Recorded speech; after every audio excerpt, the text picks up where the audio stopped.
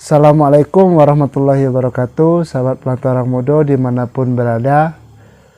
Melanjutkan perbincangan kita yang sebelumnya soal inovasi dan menguatkan potensi yang ada di daerah. Melihat sejarah perkembangan dunia pasca Perang Dunia Kedua, ada dua negara yang mendapat julukan Miracle of Economy. Dua negara yang terjadi keajaiban ekonomi, padahal mereka itu dua negara yang kalah dalam Perang Dunia. Itulah Jepang dan Italia. Jepang berhasil membangun kembali sumber daya manusianya setelah habis-habisan digempur oleh Amerika. Bahkan pada tahun 80-an produk Jepang mulai membanjiri pasar-pasar Amerika karena kualitasnya yang bagus dan kemudian harganya yang lebih murah. Melihat banyaknya produk-produk Jepang yang membanjiri pasar Amerika, lalu Amerika mencari cara bagaimana agar ini tidak mengganggu kestabilan ekonomi. Berbeda bagaimana perang dagang antara Amerika dan Cina pada hari ini yang saling membanting harga, tapi pada saat itu Jepang tidak berani melawan kedikdayaan Amerika, sehingga dalam sebuah perjanjian disepakati bahwa Amerika akan menurunkan harga dolar sehingga nilai yen itu naik. Dampaknya apa terhadap perdagangan pada hari itu? Produk Jepang tidak lagi murah di pasar Amerika dan kemudian perlahan-lahan mulai meninggalkan pasar Amerika. Sebenarnya dari cerita ini kita bisa belajar bahwa pentingnya menjalin kerjasama untuk tetap bisa menguasai pasar atau tetap untuk bisa survive dan bertahan di kancah perekonomian. Coba seandainya pada hari itu Jepang, ketika harga dolar itu naik, Jepang bisa menurunkan harga barangnya, mungkin kondisinya tidak akan seperti ini. Coba seandainya pada hari itu untuk memenuhi kebutuhan bahan baku dari produk industri mereka membuka kantor-kantor cabang di negara-negara lain yang lebih murah mata uangnya, lalu lalu bisa menekan biaya produksi dan menjual dengan harga lebih murah. Mungkin hari ini produk Jepang masih diminati.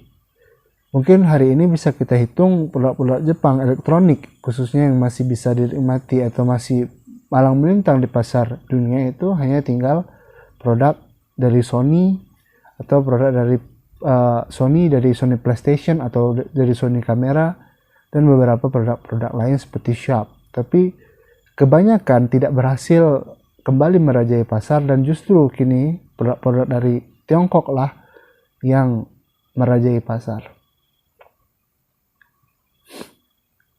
Pemerintah daerah jika melihat suatu kebijakan melihat peluang dari investasi, harusnya berusaha mencari link, membuka ruang seluas-luasnya mereka untuk berinvestasi.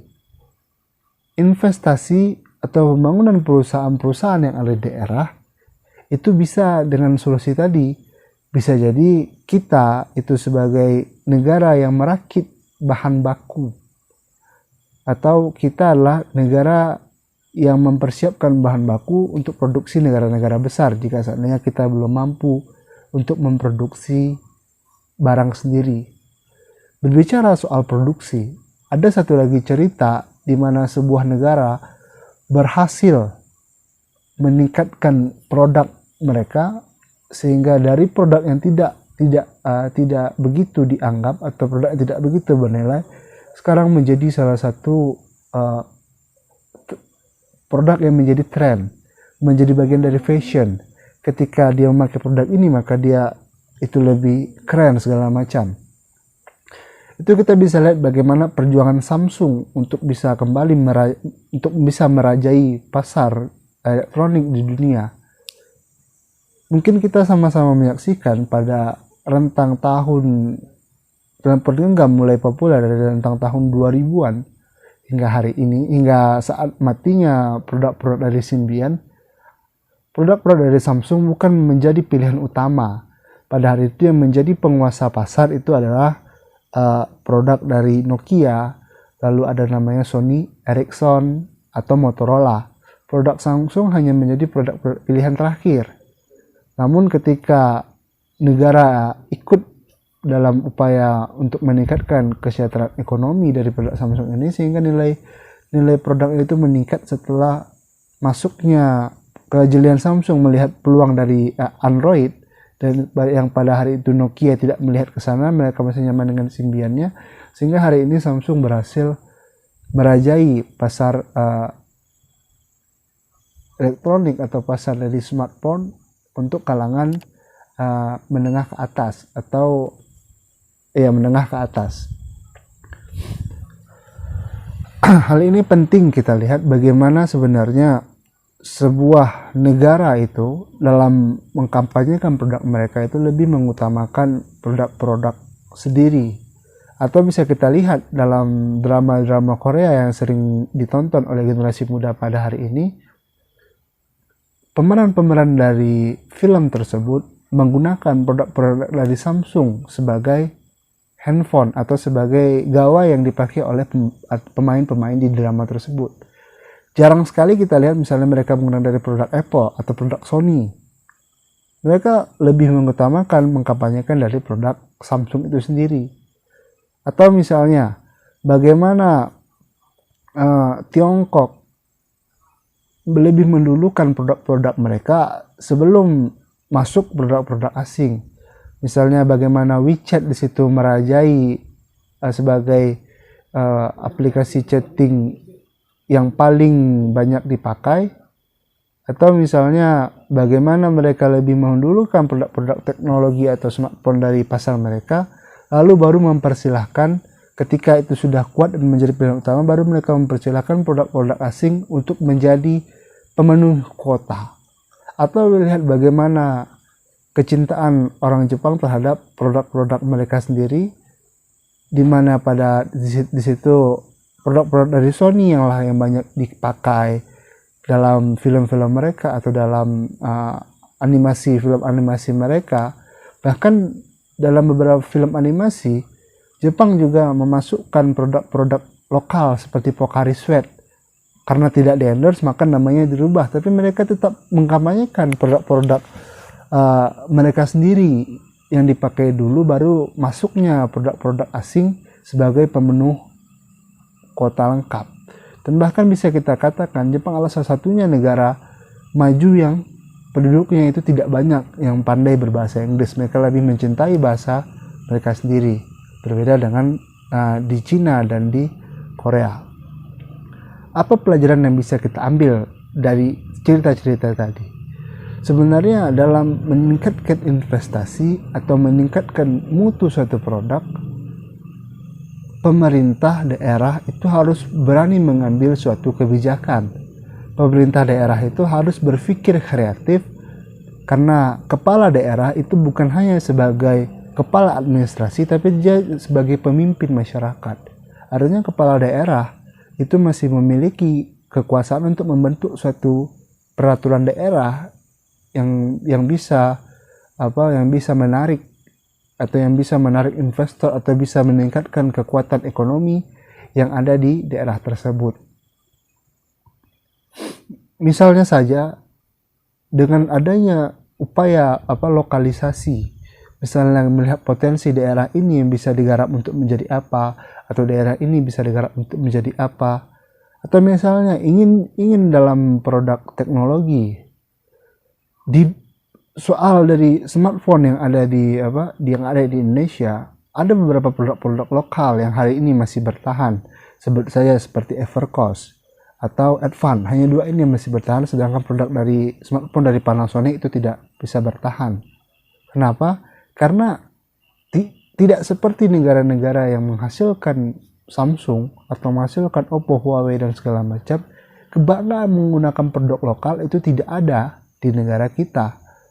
Kita lihat bagaimana ketika orang menggunakan HP Evercost, mereka tidak begitu pede di pergaulan, atau Bang HP Advan tidak begitu pede di pergaulan, dan produk-produk ini tidak menjadi pilihan. Artinya mereka hanya menjadi pelengkap di pasar negara mereka sendiri. Atau misalnya produk dari baju, atau produk dari fashion, produk dari Ager misalnya, hanya menjadi pelengkap, atau yang merek lokal hanya menjadi pelengkap. Di Sumatera Barat misalnya, berapa banyak di sini penghasil dari air mineral, sebut saja namanya seperti AIA atau SMS segala macam, tapi sayangnya produk-produk lokal ini justru tidak menjadi pilihan utama. Apabila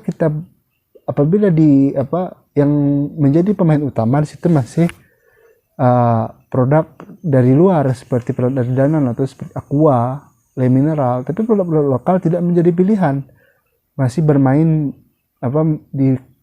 sebagai pelengkap di daerah sendiri.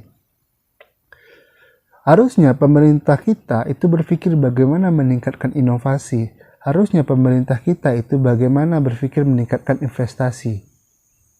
Jika seandainya tidak bisa menggait investor asing untuk masuk, bukankah pemerintah bisa menyimpan atau mengarahkan dananya untuk membangun usaha-usaha daerah, atau menguatkan usaha-usaha yang sudah ada, akan tetapi diberi jaminan pasar, diberi jaminan bahwa yang harus dibeli lebih dulu itu adalah produk-produk lokal.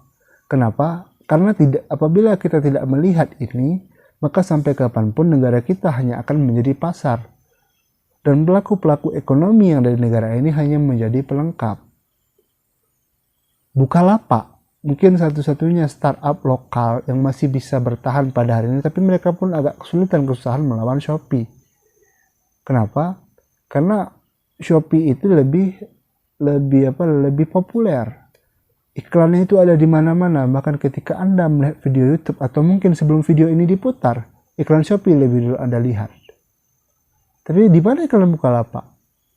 Nah, di situ tadi, apabila kita menjadikan produk-produk lokal sebagai pilihan utama, apabila pemerintah lebih memprioritaskan produk-produk lokal untuk lebih dulu dibeli, tentu mereka akan mendapatkan untung yang lebih banyak, sehingga mereka punya uang lebih untuk melakukan riset untuk dalam peningkatan kualitas produk mereka. Misalnya seandainya Evercost pada hari ini menjadi pilihan utama dalam smartphone yang ada di Indonesia, bisa jadi Evercost memiliki kuota finansial lebih untuk melakukan riset untuk meningkatkan kualitas produk mereka. Kita lihat bagaimana Xiaomi, perkembangan Xiaomi. Bukankah kualitas Xiaomi ketika awal-awal masuk dulu sama dengan kualitas Evercost pada hari ini? Atau bisa kita banding setara, tapi kenapa Xiaomi masih bisa berkembang? Karena mereka laku dan menjadi pilihan utama, sehingga mereka memiliki kekuatan lebih, memiliki kekuatan finansial lebih untuk melakukan riset-riset dalam meningkatkan inovasi, untuk meningkatkan kualitas produk-produk mereka. Makanya, oleh sebab itu, apabila pemerintah mendorong majunya UMKM, tapi tidak diberikan dukungan terhadap UMKM, tidak diberikan jaminan terhadap UMKM, maka ini adalah kebijakan yang tidak matching. Satu sisi didorong, tapi pasarnya tidak dibentuk. Diberikan modal, tapi mau dijual kemana tidak diberikan petunjuk. Atau misalnya mereka ingin berjualan di kancah lokal, mereka kalah dengan pabrik yang lebih besar, dengan pemain-pemain lama yang punya modal lebih. Nah, itulah tadi pentingnya support, pentingnya pemerintah hadir dalam menentukan kebijakan-kebijakan pasar, terkhusus pemerintah-pemerintah daerah, sehingga produk-produk dari daerah itu bisa naik kualitasnya, bisa lebih dinikmati atau bisa lebih digandrungi, sehingga produk-produk dari daerah tidak kalah bersaing dengan produk-produk yang berskala nasional maupun berskala internasional. Dan bagi kita harus mulai dari sekarang mulai berani untuk mengkampanyekan, membeli dari warung tetangga, membeli dari produk-produk sendiri, lebih mengutamakan apa yang ada di daerah kita itu sendiri. Karena jika seandainya pabrik itu maju, tentu dia akan membuka cabang.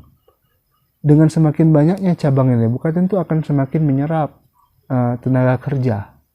Dengan semakin banyak tenaga kerja yang bisa diserap, tentu pengangguran akan berkurang. Dan apabila menyentuh bidang-bidang investasi, semakin berani orang berinvestasi di daerah kita, tentu semakin meningkatlah taraf ekonomi. Ketika taraf ekonomi meningkat, maka orang-orang tua akan mempunyai kekuatan finansial lebih untuk menyekolahkan anaknya lebih tinggi, sehingga meningkat pula sumber daya manusia. Dan ini akan saling kait berkait, ini akan saling iring mengiringi. Oleh sebab itu, jangan harapkan masyarakat ini bisa maju jika seandainya pemerintah itu tidak betul-betul hadir yang ada di masyarakat. Terkhusus pemerintah daerah.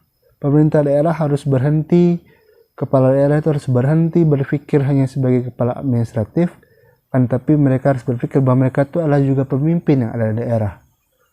Karena kepala administrasi itu sama seperti kepala pelayan. Pilkada, kita tidak memilih kepala pelayan, tapi kita memilih pemimpin.